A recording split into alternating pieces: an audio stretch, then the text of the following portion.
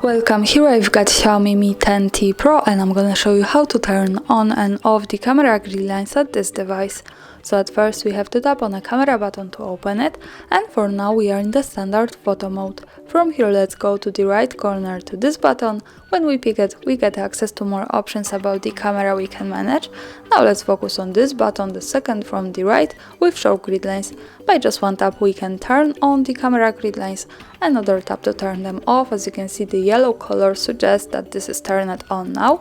Also these lines appear here in the camera preview, and they are useful when we want to use the rule of thirds in photography, for example, or making experiments with composition. And also remember that these lines are not visible at the real picture, so when I take a photo and when I go here to the left corner at the bottom to the gallery, we can't see them.